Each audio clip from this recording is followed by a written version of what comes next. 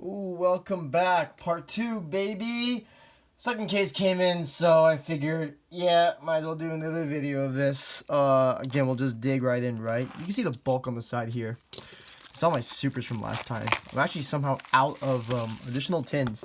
So I'm kind of stuck with just keeping them there for now until I can find empty tins. I'm sure I can get them from my locals and stuff, but, well, until then, they're just going to sit there. We finished the hype from the NAWCQ. So, there have been some price changes, kind of. Why did I just pull from there? Whoops, I should be doing it one side only at a time. I'm gonna pull the two from both sides. But yeah, the hype is kind of over. We saw some cool stuff, like the ancient gears, blah, blah, blah, all that. Beating the Snake Eye Fiendsmith, although, of course, the Snake Eye Fiendsmith won, because it's, like, the best deck. But prices have changed. Engravers are about 100 now, so obviously we're trying to get engravers. Molcharmies did see a weirdly huge rise. It did suddenly hit back. Oh, it was 60 in pre-sale, went down to like 30, and then after NAWCQ, because a lot of top decks had it in their side, the prices went up to like 54, but now it's like down to 42 or so. I can actually look at it right now. Hold on, let me see. It's about $44, $45. Realistically, I don't think it's that good. I think it's just from the fact that a lot of pro players and top players were signing it. And you know how it goes whenever a huge event happens, especially since this is NAWSQ, and like certain cards are played, people buy them out because they're like, oh, I need this card. And it's like scalpers, or it's like people who think the card's so good I have to have it. That way I could go 4-0 whatever at my locals. Even though that's not the case. You have to be a good player in the first place. Which realistically, myself included, most people are not. Engraver! Bam! First box. Hella good. But the problem is, people are forgetting the reason a lot of players had it in their side is because they were, the set was legal to play 2 days before Nats. I feel like a lot of people forgot that. And because of that, a lot of the cards ended up being, well, not a lot, I haven't seen a lot of the cards. The card ended up being cited just as a just in case, because people want to try it out, obviously, right? Obviously it could have been like another non-engine slot, could have been like a different, what do you call that? Hand trap. But, I mean, it saw a few plays, I guess, but nothing crazy. I think, like, who was it? It was, like, the second place. Yeah, the person who got second, they did a deck profile. He had in his side. I think I remember him saying, like, you know, like, he saw the card, like, once. It was, like, a little too late, but, like, I don't think it mattered, realistically, because he was playing Snake Eye Fiendsmith as well, but yeah, I mean, that was just the hype from, like, the top players playing it and people suddenly buying it out when it's like, well, it's not really a great hand trap. Although, the next Molcharmy, I've talked about this in the previous video, the next Molcharmy is a lot better, because this one is just, card special summon from the hand lets you draw one. But the next one is, like, cards from the extra deck that are summoned. Actually, I think it's deck and extra deck, that are special summoned, lets you draw one, which is insane. Because if you think about, like, Snake Eyes, for example, I want to say, like, I could be wrong about this. If you're playing the Fiendsmith engine, you're something about, like, probably, I want to say 8 at least. I can't remember the exact number, but you're something at least 8 times. So that's already 8 draws for your opponent, right? I mean, granted, yes, they have to shuffle them back, blah, blah, blah, blah, blah. But the whole point is that you draw into hand trap that you can use against your opponent that turn. The other thing is that well, I mean, just Millennium Trump is actually not that terrible right now. But the other one's just so much better that that's one we have to look forward to. Although we almost have all the cards released from Rage of the Abyss, or at least revealed, sorry. And right now they look pretty okay, in my opinion. Like, there's the Battle Wasp support that was announced. More shit for Valiant Smashers, so Valmonicas. They get Omni, they get Trapped, you have the Centurions, and then, like, all that other good stuff, I guess. But, I don't know, the set just looks kind of okay to me. Usually, like, the last core set of the year is pretty good. Last year's is really hard to compete against, admittedly, but, oh man, you found a way to put all this. Last year was pretty hard to compete with when it's Agov. I don't think a lot of sets of the end of the year will be as good as that, but I mean, right now the set just looks okay. Like, the best card you can get out of it is really the Mold Charming, generically at least. Everything else is kind of in its own archetype. Like, we have, like, the Mermail Atlantean cards, for example, which was kind of expected.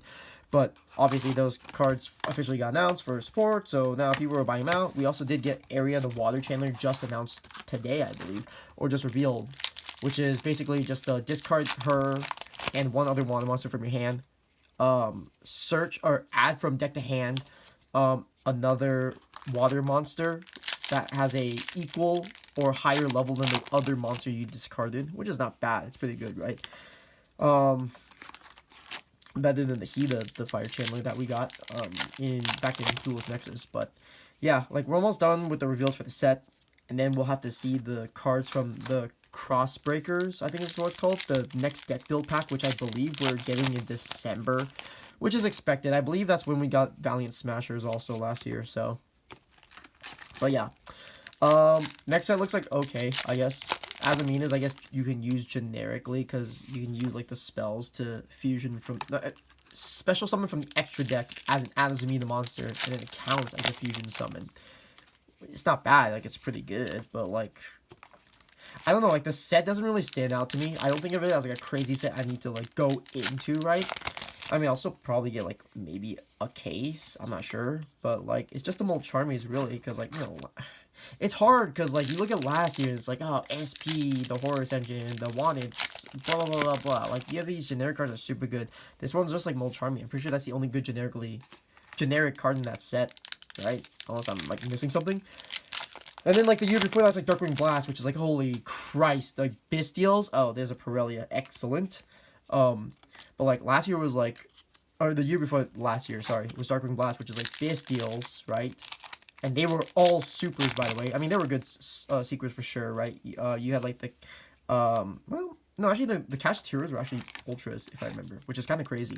But, you had, like, Lubellion, which was, like, super expensive. You could play, like, the Bestial engine, sure. But yeah, I mean, that set was, like, crazy just because the supers alone was, like, super value, right? And even the secrets, like that, like the, I just said it, oh, Lubellion and, like, the Cartesian stuff, they were super nice to pull. But yeah, I don't know, like, this set just looks fine, I guess. Like, the thing is, like, a lot of it is, like, legacy archetype support, as in, like, if you aren't playing any of them, I'm trying to figure out where to put all this bulk, actually. Hold on a second. Wait. Let me just take the packs out of this box easier. I need to move this bulk, too. I need to find out where he's selling. Oh, yeah, like, if you're not playing any of these, like, archetypes, the only thing you're really trying to get from it, I guess, is, like, the Mold Charming. Because, like, it's, like, Atlanteans and, like, all this other stuff. Like, if you're not playing, like, a water deck, I guess, like, the cards, those cards don't really matter. You're not really playing, like, any of the other, like, the archetypes that got, like, support, like, Valmonicas. I don't remember what the hell, oh, Centurions, and then, I can't remember, it's like, oh, what the hell was it? And what, oh, yeah, Mementos, too, because Mementos also getting support, too. But it's like, if you're not playing these different archetypes, like, you don't really need to go in the set. All you need is just the Mold Charmy. I don't remember what it's called. It's like a wind type, I know that, but that's pretty much all you need. I guess that and Dominus, the new Dominus, Dominus Invictus, I believe is what it's called. Like, you can get that, I guess, if your deck is fine with being locked out of Earth, Wind, and Lights, which is kind of tough, but, I mean, yeah, those are, like, the only generic cards I can think of off the top of my head. Again, we have 10 more reveals, and then the TCG does have the Mimic Ghouls, so we will be getting support in that set, which is going to be, like, several cards, so, I mean, that'll be nice, and I think we have, like, I think the TCG brings, like, 20 cards. Oof! QCR, hell yeah. I think I think they bring, like, 20 cards into the set that we'll see imported, so hopefully we see stuff like the Fire King Volcanics, right? That's interesting. We pulled LZ and the QCR. Huh. Well, that's kind of nice. Unironically, I pulled a QCR, a Stellar, in, like, a separate box. It was, like, during pre-release. So I actually have one LZ and one Stellar, which is kind of nice. I do kind of want to play Whitewoods because, you know, synchro deck, haha. But, like, I've been playing Vanadium for so long. I still love the deck, mind you, but it's just I want to try something new with the Whitewoods, and maybe it'll be better for the format. I mean, right now I'm playing Snake Eye Fiendsmith and Vanadium. But, I mean, when Snake Eyes is probably going to get hit to unplayability in the next ban list in late August. I can't really play Snake Eyes anymore after that, probably. So it'll probably be, hopefully, I guess, Whitewoods. Because next set, like, Azaminas are cool and all, don't get me wrong. But there's, like, nothing... Like, I don't know if, like... I mean, you can't really play Azaminas as a deck anyways. But, like, I don't know. I need, like, a competitive deck. I'm not going to play Yubel. I'm definitely not going to play Tenpai. I could not care any less about that boring deck. So, it'll probably likely be Whitewoods. And I guess I could fall back on Vanadium. Vanadium's not bad, right? It's just that you just die to Nib even more, which really sucks. I am trying to figure out how to make Fiendsmith Vanadium, but the Fiendsmith engine's pretty heavy, and Vanadium's kind of a tight deck as it is. Like, you don't want to cut room for non-engine, because we're still in the hand trap format, right? So I just need to figure out the ratios on those. Although, it is interesting to see that a lot of decks are not on 40 cards anymore, which makes sense. I guess you're trying to fit as much non-engine as you can. So I think like the first place deck was like, shit, like 45 cards, I think. I know the second place deck was 44 cards. I can't remember what the first place was, but I know it definitely wasn't 40 cards, which is interesting because, you know, like deck building principles. Obviously, you want to hit to the 40 card minimum so that you can keep a consistent deck, but I guess in the hand trap format, it's just like you can't really skimp on the hand trap. So, I mean, if you have to run 3 more cards and hit over like 40, then that's fine, right? Because the idea is drawing into a bunch of non-engines to kill your opponent's plays and make it so that they can't do anything. And then on your turn, just get like engine cards and then just go off. And then pray that they don't have the non-engine, you know, to stop your plays and all that. But yeah. I don't know. We'll see how the format changes in late August. If they do, like, kill Snake Eyes, like, you know, ban Flamberge and Oak or limit OSS, blah, blah, blah, blah, all that stuff. I think the best decks in the format is going to be Yubel and then, like, Tenpai, honestly. Ooh, a Stellar. Very nice. I think those are just going to be the 2 outright best decks. I guess if Runic Stun does not get hit in any way, like they don't hit the floodgates or the runic cards, then that will also be in the meta. I don't know if it'll technically you could say it's in top meta. I mean, top 16 was. I mean, top 16 did have like one runic sun player, a certain Mr. Handsome, as I'd say. But I mean, if runic's already pretty popular as it is, it's like a good pick against the current meta. But if runics do get hit in any way, whether it's the floodgates or the runic cards, then, you know, it'll just be Yubel and Tenpai. I don't think any of the new decks are going to be that good. The new ones coming out. Like, I doubt, like, Exodia is going to do shit, right? Did I just make a separate pile? I did, because I'm opening off the top. I'm stupid. Okay. But yeah, I don't think any of these, like, new decks are gonna do anything. Like, even, like, the Fiendsmiths, like, when people freak out because they got new support, and then you read the cards and you're like, oh, who cares? Like, you're not gonna shove this into your, like, Fiendsmith engine, because it's just gonna make the deck even heavier, right? Like, and then those 2 cards alone, the new Link 3 and then, like, the new Girl, they're not enough to make Fiendsmith a playable deck. Like, trust me, I would love to play Fiendsmiths as a deck, but the new cards, you just can't really do that. There's not enough cards yet. But I know people will cry because they'll be like, they don't need new support. But then you don't think and you don't realize, those people don't realize that, well, no one's gonna play the goddamn new cards in the freaking engine.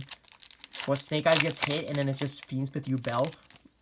Yubels are not gonna slot out anything that they're not already playing in lieu of running one of the links, right?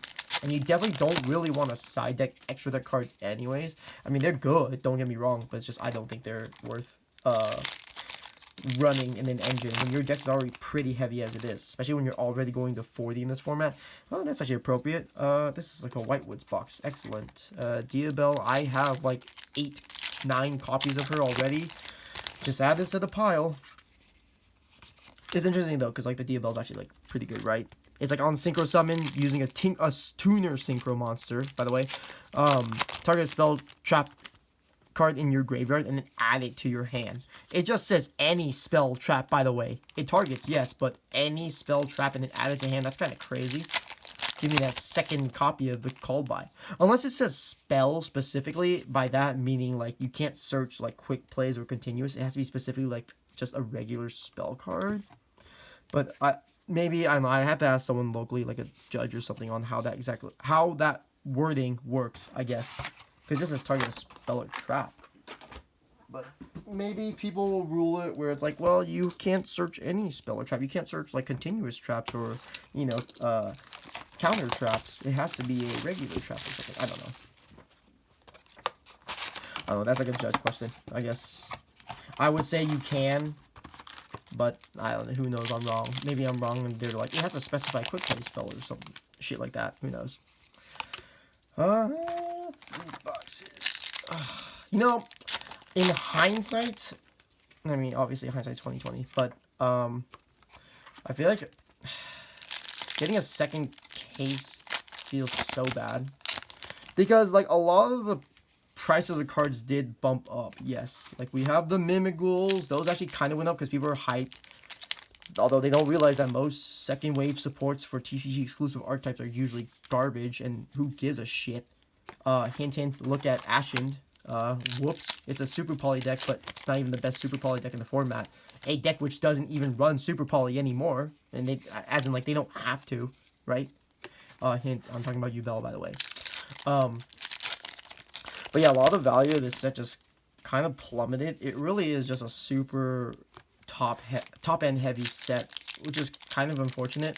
Like, I would have been fine if it was, like, the last core set of the year, I guess, because I'm like, screw it. They have to make their money somehow. They have to make the set appealing, whatever, but, I don't know. Like, this set is just kind of whatever, right? You get the Fiendsmiths, and that's about it. Like, even the, I'm pretty sure, it's Fiendsmith first, it's 100 now. We have the Moltres, which are 45, and then after that, I think it's a Stellar, which I just pulled earlier, but, see, here's a Requiem, right? Yeah, Stellar's like 25, and then it's LZ at about 18, 19, right? Like, Tract is 13 now, it's a little bit 13, like 1350, but here's the thing I'm talking about, right? So people are freaking out about like I talked about this last video too. All the stuff I'm just repeating. Tract and Requiem are literally one-ofs. Like Tract is the one you can play at maybe 2 if you wanted to, but you really do not have to. You only just need 1 because you're searching it, or I guess if you suck, you just draw into it. I guess it's fine if you run Necroquip, right? Because as I've learned, Necroquip you can use an engraver equipped with the Requiem and use that. To what the hell is it you make something with that. I can't remember. No, yeah, you use those specifically to make the Necroquip. Which I guess I was stupid and didn't realize that the engraver with the equipped Requiem is enough to meet the conditions to summon Necroquip. Actually, I was gonna say I pull it out. It's probably in the common bulk anyways because it's common, but I'm not gonna look at it until I pull it again. Here's a Cerberus. Excellent. No fusion there. Anyways. But yeah, I guess I didn't realize, because I haven't really been playing it that much or testing it. But I guess, like, yeah, you can just use Engraver plus Requiem equipped to it in order to make the Necroquip, which gives you the 6. But, I mean, I guess kind of cool to learn. Well, yeah, but back to the Fiendsmith thing. Like, they're both one-ofs. Requiem right now is like, what, $3, $4 or some stupidly low shit. Garoku's pretty good for an Ultra. But yeah, like, the other cards are expensive, cheap. It's just the engravers that are expensive because it's a 3 of, right? But, like, these other secrets don't matter. I just remember everyone freaking out about it, and I just kept thinking, why are you guys freaking out? This is going to be super cheap. You only need 1 copy of each, and that's it. Yes, the engravers are the most expensive part, and I understand, like, the problem with that, but, like, the other Fiendsmiths that people were also freaking out about, oh, this is a terrible box, like, who cares about those, right? Like, they're one-ofs. You get 1 copy and you're done. Like, complete. Now you just need engravers. Silhouette Rabbit, though. Silhouette Rabbit's really cool. I actually like it. I'm playing it in this Fiendsmith Snake Eyes. I really like it because I'm playing it with obviously the Azure Rune. But though you can use other monster traps if you want to. But yeah, Silhouette Rabbit also not worth it. I also don't know why they made it a secret. I don't know if that sells it. I don't know also what I would replace it with, right? Because like we have, I don't know, I guess like actually nah. I mean Genroku I guess would make it a little better, but I don't know if that really matters. I just think Silhouette Rabbit could have been an Ultra, and who cares, right?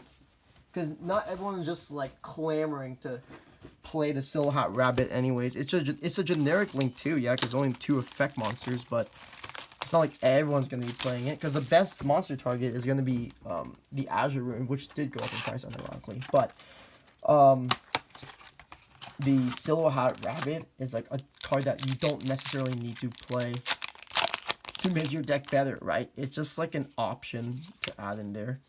And again, like if you're making the Silhouette Hat, like for example, in Feast with Snake Eyes, you can run in your deck, but like that can technically, yes, that can be part of your end board, but that's also assuming you go uninterrupted, which in this format is like almost impossible. What, people are running like 18, 24 hand traps or some stupid shit. So the chances of them not drawing into like several hand traps alone is pretty high, honestly. So it's like you're probably going to get interrupted at some point. And Snake Eyes has been in the meta long enough that people know where the choke points are. Like, oh, I'm almost on an Ash. Ash effect, or not an Ash, but yeah, Ash effect to search, just imprint reveal it, and you go, cool. Awesome. And then hopefully you have like an extender in your hand or something, otherwise you just get screwed, right? Have an OSS, or, you know, have like a bond. I don't know, man. We're still in the format. And then Joel do main now. That sucks. I hate that. Granted, yes, my deck is a combo deck. I know people get mad at that. They're like, you blah blah blah go off for like 30 minutes and then make a board. But I'm like, there's no Barone anymore. My board's like mid for Vanadium. Like, what is my board? It's like the best board I can make is like Changing plus Dispatter plus, because I play it, I would have also Ice Jade, Geimer, Adrian in my end board, and then like SP, and then the reframing in the back, right? But then there's like no Barone, so like who cares, right? Like a Nib just kind of kills that board already, unless I have a cross out for it, which is like 3 cards, and I don't even main them. I side deck the crossouts anyway, so it doesn't matter. But yeah. And then Joel in the format, so it's like you can make a board under Joel in Vanadium, but you have to open Crack. You have to open like Riem Heart plus Meek plus Visa Starfrost, a common or Peaceful Planet Calarium, like a mix of 3 of those cards basically is what you have to open to play under Joel, right? It's like, how often is that gonna happen? You run like 2 to 3 Calariums now. Yeah, you run like 3 Riem Heart, 3 Meek, 2 Visa Starfrost, but it's like you're already running a bunch of other cards anyways. And to open the combination of those 3 is like not like the highest of chances. So yeah. I mean, I hope it feels weird to say this because I'm all for like cheaper cards and like reprints to make it more affordable, but at the same time, it's like I want the cards to be worth shit. Like, I don't want to pull cards and have it be worth, like, fucking nothing. Like, who gives a shit? No one... Everyone opens packs because it's fun. It is fun because you kind of get to see what you get, right? But when it comes to core sets, it's like, I am probably going to pull a goddamn super rare. Who gives a crap? But then, right, everyone wants to pull something of value. It doesn't matter. Well, here's the thing, right? Mimical Dungeon... Man, how... Actually, let me look right now. The Ultras are $650. Oh, my God. I spent $658 on this case because I had store credit and stuff, but... Wow, this QCR is like $27. That's cool, I guess. Wow. Whoa. Obviously, I want an engraver. Again, see, that's the thing, right? Like, QCRs are like 3 to 4 case. Oh, man, it's dumb as bird. Holy shit. It's like 3 to 4 case, leans heavily towards 3 usually, sometimes you can get 4, but it's not very often. And then it's like, the problem I have with QCS is that most of them are worth dog shit, right? Like, I hated Starlights because it was like 5 Starlights, I've had this argument in video like tons of times, but I'll keep repeating it because I feel passionate about this, I guess. The Starlights were like 5, okay, a set.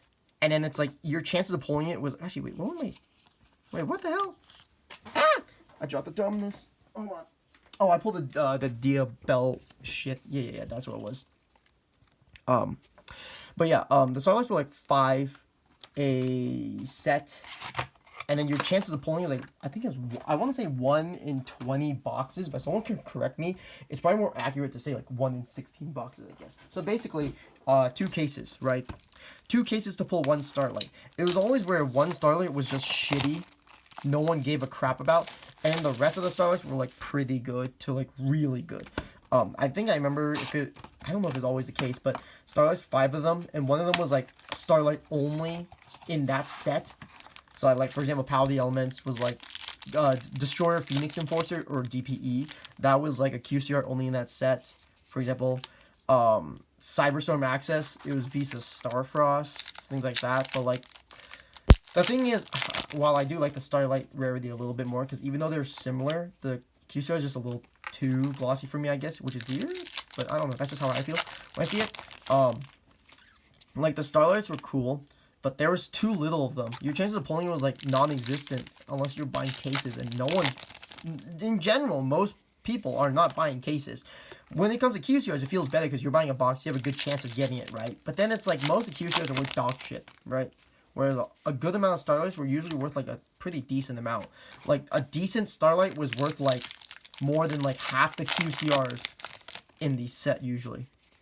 Which is why I feel like, I mean, I know the QCRs are going to go away like what after this year. Bonanzas are supposedly the last core set until we got the news of Crossbreakers when they said it was going to be another QCR set, which is like, okay, well, fucking, how many are we done with QCRs after this year? I don't know. Right? Because apparently the Dragons of Pride and Soul, this is the only one for the set, whereas the next dragon is like a fusion.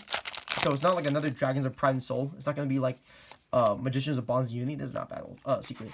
It's not like the Magicians of Bonds and Unity, where there's like 4 of them. It's only one Dragons of Pride and Soul, and then like the fusion, which is another one that's QCR only, I guess.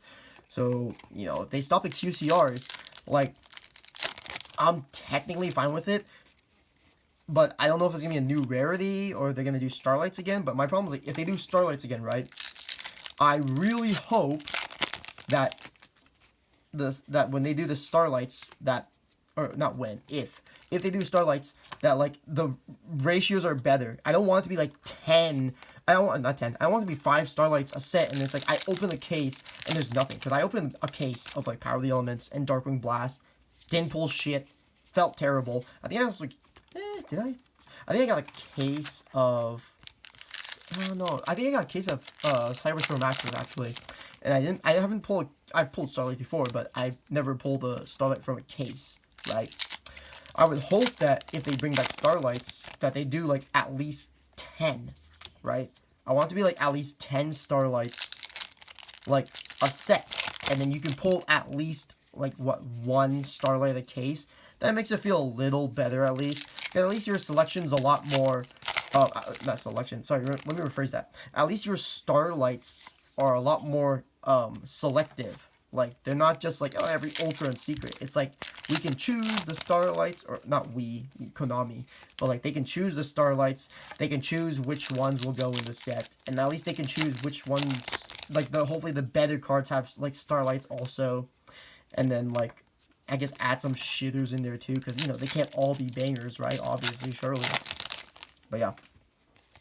Also, you're hearing some stuff in the background. I think that's like my sister, like, baking a cake or something. So, yeah, you're gonna have to deal with that as background noise. Holy shit, never mind. This box is fucking penis. Jesus Christ. The track I was fine with, but another Requiem? Oh boy. That's what I want. Actually, hold on. Let me look at this goddamn card's price. I know it's really low,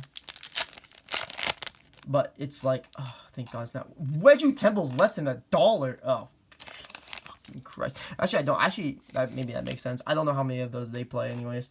Requiem's at $3. Holy shit. It's actually the cheapest secret rare, because the next one is Millennium Ankh at $7 or so. Or sorry, $7.30, I guess. It's actually interesting. A lot of these, like, quickly, like, they did have a high price point after NAWCQ, but then they quickly, like, rebound. They quickly, like, I don't know what the right word to say for this is. Not rebounded, I guess. They were expensive on pre-release, and then NAWCQ happened, and then like they dropped down, but then like after that, like because pre-sales were over, they kind of bounced back up. I guess rebounded might be the right word to say. Yeah, I guess that's the right thing to say. They rebounded, and then now they're just going back down again. Like, because like I said earlier, like beginning of the video, most armies were like 53 actually for like a day or two. I managed to luckily sell one at that price, and then like they just went down to like 44, 45 or so. So, and even the dominant card is like $10. Like, man, it doesn't feel good. Like again, a set that's too top end heavy, with not a lot of value in that top end. I keep messing it up. Like, doesn't feel good. Ugh. It's just sad. This year's like sets haven't really been that amazing. Like, I know, yes, people are gonna be like, but the Fiendsmiths are in this set. But it's like, okay, each secret on average is like 2.4. From my last case, by the way, Silver Hat Rabbit was the only one I pulled one of. Everything else was like 2 to 3 in terms of secrets, which I guess kind of makes sense, right? Because you have like 24 secrets on average per case. You're going to pull, you should assume you can pull at least 2 of each one, I guess, because then that leaves 2 more extras, so that, I don't know what, 4 of them can be like 3 ofs that you can pull in a case. But like, looking at this year, it's just been really disappointing. I talked about this last video as well. But the problem is, like, it's been disappointing, unlike last year, where I guess last year was somewhat disappointing, but like, they had value retained because, like, you know, as the year went on, we saw new tech being played, so that people were picking up cards. Like, the Quems were like $60, because guess what? Joshua Schmidt won with Bestial Runic, right? I mean, that, okay, Molcharmy is good. Very good, actually. But yeah, like, those cards, like, went up in price. Yesaiak had, like, Kiss Patter, and then, like, the Chaos Angel, of course. Who knows if we'll get a reprint of Chaos Angel, honestly, because it got an OTS ulti, but maybe we get a reprint of it, or something. But, like, those, like, went up in price also, over time. Like, the Kashtiras, they did go down after Rise Hearts hit. But I know, like, for a time, like, Kashtira, what was it? Kashtira Tearlament, I believe, and then Rise Heart both went up. Like, they were, like, on release, like, what, 20s, if not more. After the Rise Heart ban, people stopped playing Kashtiras left, and then they dropped down. And then people started playing Tearlament, so then I know Kashtira Tearlament went up for a bit. Like, they had value come up, but, like, we are July. We are in the month of July, right? We are already past half of the year, and we haven't really seen much to do with the previous sets. I guess we're getting new Goblin Riders, I guess. We're getting new Goblin support in Rhoda, which is fine, but, like, it didn't really change the price of the Goblin cards. Like, no one's going to pick that deck up, because realistically, the deck still functions as an anti-Xe deck, which there's not really any in the meta. Like, that would be Pearly, but not many people are playing Pearly in the first place, so not many people are playing, like, Goblins. Not that Goblins are only for anti-Xe, but that's basically just how they're designed, from what I can see. But yeah, like, this year, like, the sets have just been, like, okay. But then, like, oh, man. Rhoda needed to come back, and we have, like, maybe 2 cards are, like, okay. The Dominus and, like, the Molcharmy. But everything else is, like, pretty much archetype specific in general. I guess there's, like, that one card that can be used for fires or waters. It's, like, fires, like, destroy a card in your hand and then draw 1. But you're not, like, no one's really playing, oh, God. No one's really playing, like, the Fire Kings anymore. There are some people that are doing it, but not many.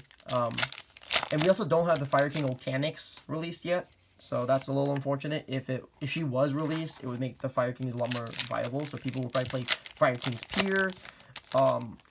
Or even go back to playing Snake Eye Fire King, you know. But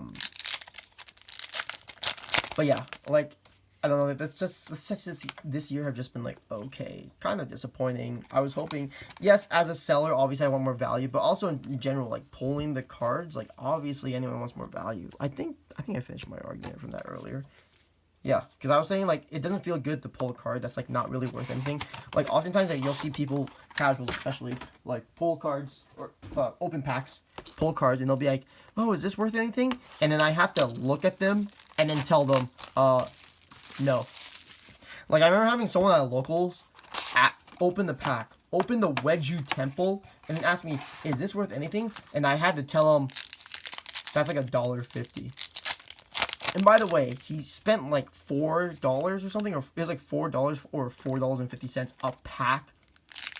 So like he's still negged, right? I mean, I guess he pulled an ultra, which is very cool regardless, because, you know, 4 ultras, 2 secrets. But man, what a terrible ultra to pull, honestly. Hell, it could have been Sengen Jin. The Millennium cards actually went up too. That's something that was interesting. I said the Onks went up, but that's because all the Millennium cards also went up a bit, which is kind of cool. Except for Wedges, you know, no one gives a fuck about that, I guess. So yeah, Sengen Jins were like $7 for a day or two, and then it's quickly rebounded back down to like, I guess it's quickly gone back down to like $5-6, probably like $5.50 is the best way to put it. Yeah, I don't know. I mean, I guess for the rest of this year, like, what am I looking at? Like, okay, so here's the problem, right? Next month is August. We have nothing. So far, the only thing that's been, I guess, announced, I don't know if it's officially announced, because this was on the Australian site. It's Light of this, is it Light of Destruction? I always forget the goddamn name. It's the Realm of Light structure deck. And then the Light of Destruction reprint set. This is an old set, by the way. This had the Lightsworn cards. It had the Ultimate Rares, by the way. This is a really old set. It has the Ultimate Rares, again. And then we have the, terrible box. The Ghost Rare Honest, which is cool, right? But in my mind, I'm like, who the hell asked for this? Like, I get it. The Tearlaments got support in Legacy of Destruction, which is cool, but, like, I don't know if... I mean, I said Tearlaments. I meant Lightsworns. God damn it. The Lightsworns got support in Legacy of Destruction, right? Which is great, but, like... how many people are playing Lightsworns, really? Like, did we really need a reprint set? Like, they could have easily saved it. Like, honestly, you only have to reprint some of the, like, the Lightsworn cards, and you can just do that in, like, a side set. But I guess it makes sense in terms of release, because last year was kind of the same thing, I believe. It was, like, Duelist Nexus, and then I want to say it was some... Oh, it was Soul Burning Volcano, I think. I don't know if we really had a pause year where it was just, like, a reprint set of an old shit. But I think it was, like, a Soul Burning Volcano that released afterwards. And then, of course, after that was the Megatins, and then it was Adolf. But, like, this year, next month is, like, a dry spell, which is fine. We don't need to have, like, crazy sets released every month, I guess. But then after that's the Megatins, which I can't even say if I'm looking forward to or not, because, so, right now, like, I can get, like, a case of tins for, I want to say 100? No, it's a little more than that, I think. I think I can get a case of tins from, like, my sites and stuff for like 110, 120 or something. I think it's like 120 a case, right? Which is not terrible because you get you get 12 tins, so it's like, you know, $10 a tin. Pretty good. The problem, like, the card pool is way too big. It's 400 goddamn cards, right? And I've always hated the tins for that, because the tins, I think, print everything in, like, the common, the ultra, the super. What the hell? Wait, did I pull? Wait. Did I pull? Wait, I think I just pulled... Oh, I've had this happen before, actually. I have it with another box. I have 3 Ultras and 3 Secrets. I think I just pulled 3 Secrets. Do I have another Ultra in here? I have, like, 3 more packs, including this one. So, actually, let's see. This is not often that happens, but it does happen. Sometimes you'll pull a box with, like, 5 Ultras, 1 Secret. In this set's case, I pulled, like... This is the second box I've had it happen, where I pulled... 3 Ultras. No, I pulled 3 Ultras and then, like, 3 Secrets and then 4 Ultras. Yeah, I did. 4 Ultras, 3 Secrets. Pretty good. They're not, like, the best Secrets, right? But, hey, I'll take that, I guess. That's fair. Honestly, man, I wish, every time, I was thinking about this, like, while at work yesterday. Every time I open a case, I always think about that one time. I don't know if anyone watching this will remember. It was 2 years ago. This is actually when I started playing at locals, kind of, and, like, started, like, buying sets, I guess. I didn't really buy the set, but this was Dimension Force. So, like, Therion Regulus, Patricil Curvature, stuff like that, I guess. It had the All Eyes Pendulum Dragon, the Ritual or something. But, I remember this huge thing happened where one card shop, it was in Canada, I think it was I'm pretty sure it was Card Brawlers. They got 2 cases, and it was all Starlights. No joke. They pulled 2 cases, and every single pack had Starlights only. So, on average, so like, not on average, in the total, right, because it's like 24 packs a box, 12 boxes a case, each pack has 9 cards. I think every card was like a Starlight, so they've ended up pulling out, like, what, I think it was, well, someone could correct me again, but I think every card in the packs were Starlights, or maybe every pack had a Starlight. It's probably more realistic that every pack had a Starlight as the foil, because if it was every card, that'd be insane. Because, like, I was thinking about that, because obviously that would be like 5,000 Starlights, right, which seems really weird, but I think it was like a Starlight in every pack, yeah. But I think about that, and I always think about, what if that happened to me, right? Because I always record in general, I record my openings, right? Yes, I'll open boxes at pre-releases, and every now and then I'll buy a box because I'm an addict who's stupid as fuck. But, you know, generally I record my openings, right? Especially like cases for sets and stuff. Except for Rarity Collection 2, but that's also a shit set, so you guys luckily did not have to watch that. But, like, I think about, what if I just have, like, a God case, right? Or even a God box. Or even a God pack, right? Like, I think about, man, like, they print, like, 25 QCRs. Surely one day I'll pull, like, a pack with 9 QCRs in it, right? That'd be pretty cool. Although, unironically, in sets like these, right? Like, I pull 9 QCRs, and it's like, cool. I'll still somehow neg anyways, right? Because they'll be, like, the worst QCRs. But I still think that'd be so cool. Just open, like, a pack or a box and just get like all QCRs and stuff, or all secrets even. I guess I'll take all ultras too. That'd be kind of fine, I guess. But yeah, I don't know. I think back on that and I'm like, man, why has that not happened again? I don't even know if that's ever. I don't know if that's the first time it ever happened.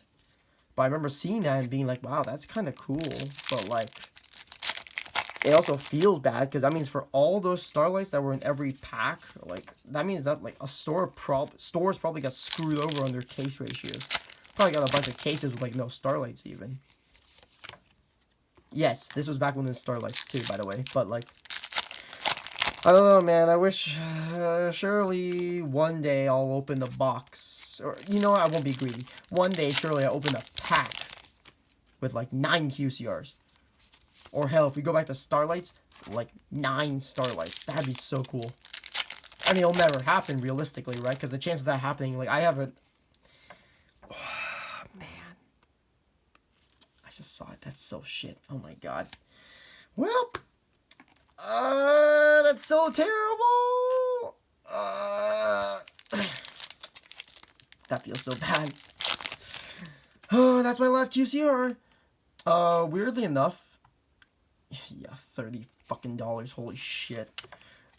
Weirdly enough, all of the QCRs were on the same column.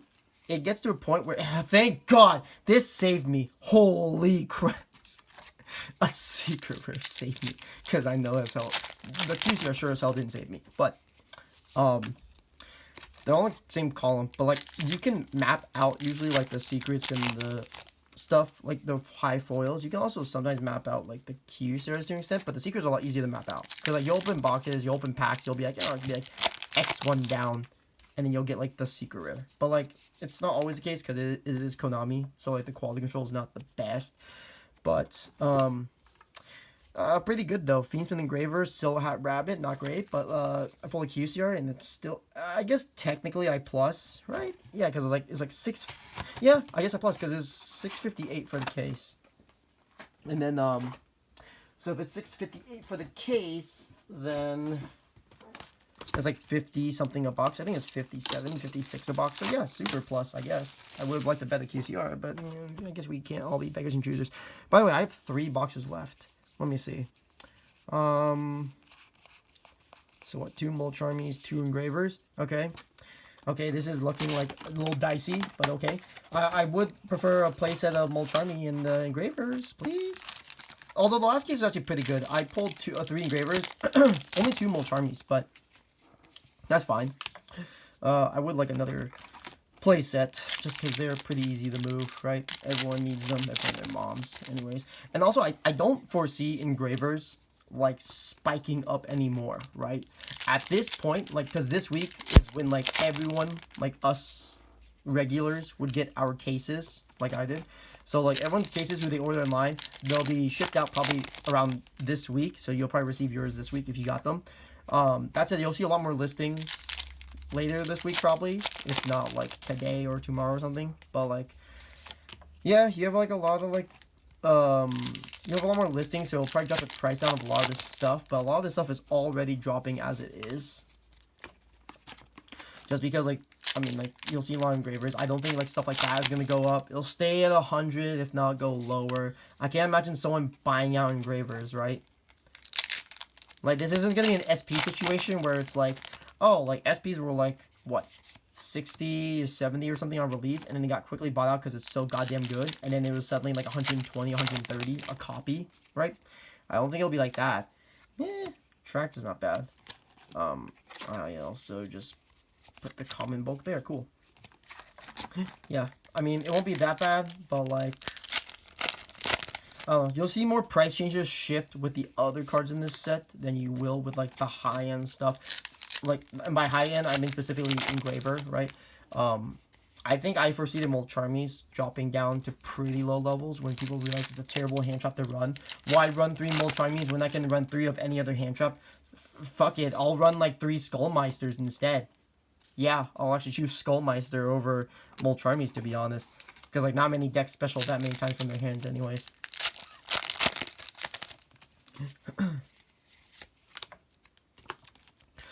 Yeah, who knows? I don't even know if almost 50 cents in a box. I pulled 2 engravers. And engravers about the... Engravers a little, like, almost double the price of 2 boxes, I guess. The 2 engravers is about... like 3.5 boxes maybe. It's not terrible. The LZ is what kind of saves me, but actually let me look at the LZ price really quick. Holy shit, it's only $75. Oh my god, I'm actually killing myself now. Yeah, sad. A lot of QCRs just like not worth anything. Although QCRs, if you're thinking of buying QCRs, I think now is the time to look if there's stuff you're interested in, right? Like, like I said, even the engraver QCR, I don't think it'll go up that much, but, yeah, I could be wrong, obviously, but I don't think it'll go up that much. It's only like $75 a box. Engraver QCR is like $250 or so right now, so I don't see it going crazily up, because everyone knows the piece is already good. It's not like a surprise card that people are like, I gotta buy this out now. It's like, you know it's already good anyways, but you know you need a playset of it anyways. But yeah, the other QCRs though, like if you see people playing more Sill Hat Rabbits, or let's say the Shining Sarcophagus archetype, right? Let's say that like goes off and like starts getting results, because obviously WCQ is over. Well, at least in North America, there's still the European one, I guess. But then after that, next month will be Worlds, and after that will be we're already in a new format technically right now, but like when we get to the new format and we start seeing more regionals and like more YCSs and stuff and like more results, I think you'll see some buyouts start to happen, especially if like the niche or like rogue archetypes like start seeing more play. Like I said, like the Ancient Gear player, he didn't make top 64, I think, but I think the hype moment was just him beating like the best deck of the format, and so people did kind of buy up like Ancient Gear cards. Granted, the only thing to really buy up is, like, Gear Town, right? Or, not, I guess Gear Town, yeah, but, like, Ancient Gear Fortress. But, like, people did buy them. I did see, like, the sales data from, like, TCG Player and stuff, which makes sense. People occasionally do that. So I think this is, like, a time to, like, kind of keep an eye out on some cards if you want them. Like, if you want to play Shining Sarcophagus, just pick up the cards you need. Look at deck lists online if you can, or, like, on YouTube and stuff. Or, like, ask advice online, like, how to build a Shining Sarcophagus archetype. People will give you ratios, right? I'm sure there's a Discord for that archetype alone. Like, if you're trying to pick that up, like, I think now is the time to kind of look at it, just in case. Because, like, hey, one big event with, like, top results, making it, like, I don't know, tier 1 alone, like, that's enough to drive the price of the cards up pretty significantly. Like, you'll see the QCRs be a lot more, and even though, like, the Shining Sarcophagus was, like, mostly Ultras and stuff, I guess, like, you'll see them go up, too. Even this, the Exodia archetype, it's, like, Rogue, I think. I don't think it's that good, but, I mean, hey, if it does well, people will buy it up. Not the Supers, because who gives a shit about that, but, like, the Ultras, like, the Exodia Incarnate for Forbidden or whatever, or like even the Wedju temples, stuff like that. For like the Millennium archetype, they'll go up. The shields, the Send engines, like I said, they did go up for a little bit and then they went back down. But if we get like actual like high level results, then you'll see a lot more buyouts happen. Mostly from casuals who will want to try the deck out, play, and you know, think that they'll win at their locals easily. Or just like scalpers. It's always just one of the two, honestly. Because most people that want to play the archetype, they already have the cards anyways, right? Like, I don't really... At one point, I did think about playing Shining Strike Card for this, and then I was like, I don't care enough to really... Okay, well... Now I don't care. I was talking about the Millennium archetype, but I don't want to play it. I really don't want to play it, so don't give me like another... Well, I guess Augur's not terrible, but it's not what I want. But yeah, like, I think these rogue archetypes, these other cards that you see that are really cheap, I think now's the time to just kind of look at them. And then kind of make the buy. Yes, you could technically lose out on money. But let's say you bought a playset of... What the fuck is it? The Dark Magician? Whatever the hell? Like, you... Let me actually look at the price right now. No fucking way. It's less than $3. Okay, so this card's like $2 to $3, right? What is the harm in you buying a playset right now, right? There's no point in waiting. When the cards, especially when a lot of the cards like this cheap, like, there's no point in waiting. Just buy the card now. There's no issue.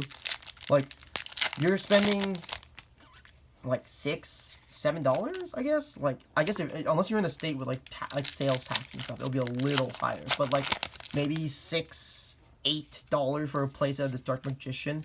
Just to get them now. Yeah, you might be afraid like it'll lose value, but I'm like, dude, if you want to play the cards, just play the cards now. Especially if it's a rogue deck, who gives a shit? Like, they're all so cheap anyways in general. Like, rogue is rogue for a reason. Like, it's not always the best performing decks, but they can usually make some good plays that can catch your opponent off guard. But then, like, they're still playable at least. And they're always, like, really cheap in general. But then, the second you see, like, top results for it, people just buy it out. I think that's why, like, usually if I'm buying cards, if I want to play the archetype, I will just get the cards. Like, usually right away. Like, I think, like, the Vanadium was the only deck I ever got where, like, I bought it on pre-sale. I remember getting the whole core from TCG, not TCG, from Gamer's Choice, because I was like, I want to play this archetype. And then I got the deck, and yeah, like, it didn't really see a huge rise in price anyways. Like, it was never worth a lot to begin with, but I was like, I just want to play it. I don't care about the price dropping. And I don't think you should either. I think if you want to play a deck, just buy it. Same with the Fiendsmith, right? You're like, it's too expensive, I can wait. Yeah, you can, but it's like, if you want to play it now, then play it. The whole point is that you want to play these cards, get mileage out of it, right? It's similar to, like, staples, right? Because I know a lot of casual players, especially budget players, will be like, I don't want to buy the staples because they're too expensive. But I'm like, the reason you get them is because they take you so far. Like, back then, yeah, I guess, like, for example, Ash Blossoms were like $30. And before that, it was, like, as high as, like, 100, 120 for a playset because they're so goddamn good. But then it's like, well, like, for those players who've been playing for so long, it's like they got huge value from it. Because they were able to play for years. And it's like stuff like Hand Trap Staples, these are stuff that are never going to be out of the meta. They'll always have some place in it, right? In general. And then, like, they'll always be useful. They're never going to be hit on the ban list, because what would be the point of hitting them? That'd be really stupid. Like, they're not, like, overpowered. They're pretty well balanced. Like, I think when it comes to, like, cards, like, yes, I was talking about, like, rogue decks first, but I want to talk about staples for a second, because it's kind of in line with the same thought. If you want the cards, just get them. Like, think of it as an investment that you can take. Like, you want to play Exodia? Go ahead and play Exodia. Go ahead. All the cards are super cheap. This is your investment. Yeah, you probably won't do well at, like, locals that often. Maybe you'll get lucky here and there, to be honest. But, like, hey, if you want the deck, it's, like, super cheap. You should not be caring about investments. Like, if you're caring about investments, then you should not even touch Yu-Gi-Oh! Because Yu-Gi-Oh! Is, like, one of the worst investments ever. If you want investments, look into, like, I don't know, Pokemon or Magic or One Piece even. Like, those are the more... Or Lorcana even. Like, those are the stuff you want to look at, too. If you want, like, actual investments into your cards for them to go up, like, crazy in price. But, like, Yu-Gi-Oh! Is just not it. Like, you know they're going to get reprinted, right? Like, this year, in the Quarter Century set, they're reprinting Dia Bellstar and Promethean Princess. Which is interesting, actually, because that means Dia Bellstar's not going to be in the Megatins. But, Princess was released earlier this year in Phantom Nightmare, right? So, like, Konami's done this before, but they're showing that, yes, they can reprint cards in the same year that they're released. It happens. Granted, it's not for a while, right? You're going to be waiting months on end, and in most cases, you're waiting until a megaton, so you're basically waiting like a whole year, or more than a year usually, but like, I don't know, man, like, the way I've always thought about it is, like, if I want the cards, I'll just get them. I mean, obviously, unless I don't have the funds. If I don't have the funds, I'm not going to, like, be that desperate to get the cards, but, like, if you have the funds available, and you want to play the cards, or want to play the decks, just get them. Right? You should not care about your investment being low. If you care about your investment being low, then you're just trying to make money, which is fine. But then it's like, I mean, that's just the risk you have to take, right? You don't know if your investment will pan out. I know tons of people, myself even included, who like have bought cards in thoughts of like, hey, this will potentially go up. And then guess what? It sinks to nothingness, and then no one cares about it anymore, right? Or it suddenly gets a reprint, and you're like, shit. Now I have these cards that are worth nothing. They're just sitting in my binder, right? I don't know. I don't care. I see a lot of people complain about like, oh, the most meta cards are the most expensive. Like, you don't have to play meta. It's like, but I want to play meta. That's the other argument too. Like, people will complain about how expensive the meta is, but like, meta is always expensive. I don't know what the hell people are talking about. They're always expensive in one way or another, right? There's always cards that are going to be expensive. Even back in Unchained format, what? Because Solar Rage, the Blue Dog, hadn't gotten a reprint yet. That shit was like fucking like $30, $40. I think that one was like $30 because the Abomination Prison was like $50 or some high shit. On average, it was like $40, right? But that was like Dune format when they got the new cards for Unchained and stuff. But like, again, it's like the meta decks are going to be expensive, right? That's just a given. But you don't have to play meta. If you want to play meta, you should be aware that you're going to have to spend a good amount. We are also, I just realized, on the last box, and it's not looking good, people. I will only pull at this rate 2 Engravers and 2 Molcharmies. That's fucking awful. This is probably, well, Perulia, so that's our... 3 Engravers. Holy shit. So I had like 2 of the worst, well, actually not worst. I think there's actually worse QCRs than these 2, but I had 2 dog shit QCRs. 1 mediocre QCR because the Stellar is better than the LZ, even though they're both technically 3 for the deck, but the Stellar, I guess, is just one of the LZs. And I only pulled 2 Engravers. Well, this was a pretty terrible case. Last pack and Senjinjin. Alright, well. Okay then. So $6.58 for like the case. Still a good price. But what the fuck? Like, the ultra rares we don't even have to care about, right? We just have our 3 QCRs here. LZ's the most expensive. Mimigul, Dungeon, or Senjin, they're about the same price actually. Let me organize this really quick. Oh my god, this is so bad. Oh, no, I mean, I had the, oh god, holy shit. Stellar, LZ. I mean, I guess I didn't, wait, I only pulled like 1 LZ, I think. Hold on. Requiem, Molcharmy, we have Tracked. Okay, so there's another one. There's a Dominus Purge. I think I pulled the 3rd one. Yeah, you get to watch me organize this live, or not even live. You get to watch a recording of me organizing these secrets. Isn't that thrilling content? 3D. Fuck, I'm killing myself. So, okay, so I pulled in. Oh my god. All right, so I pulled 2 Stellars. Okay, so we have 2 Stellars. We technically have 4 LZs if you include the QCR. But yeah, I pulled 3 of the secrets, right? That's 5. We pulled 2 Engravers. That's 7, right? We pulled 3 Perulias. That's 13. Another 3 of the Synchro Diabels. That's 16. Sadly pulled 3 of the Requiems. That's 19. 2 of the Silver Hat Hairs. That's 21. 2 Tractus. That's 23. Oh, and then 2 wait. Am I counting that right? Yeah, 2 Millennium Ox, that's 25. And Dominus Purge, that's 27. Wait, am I counting that right? What the hell? Wait. I know I have 1 box with like 3 secrets, but wait, hold on. 1, 2, 3, 4, 5, 6, 7, 8, 9, 10, 11, 12, 13, 14, 15, 16, 17, 18, 19, 20, 21, 22, 23, 24. 24. 24, 5, 6, 7, 8, 9, 10,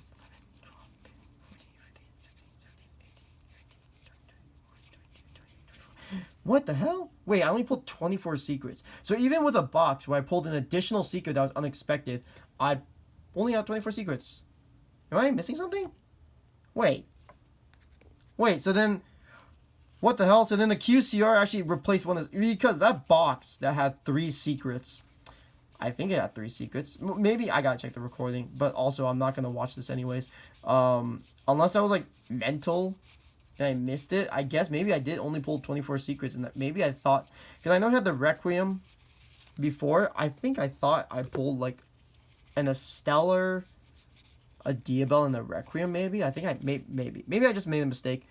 Okay, whatever. Well, there's 24 secrets. I shit the bed on that. I think total these 3 alone is like 100 and like 30 if I'm being generous. Probably more like 120. This is like 40, so it's 160.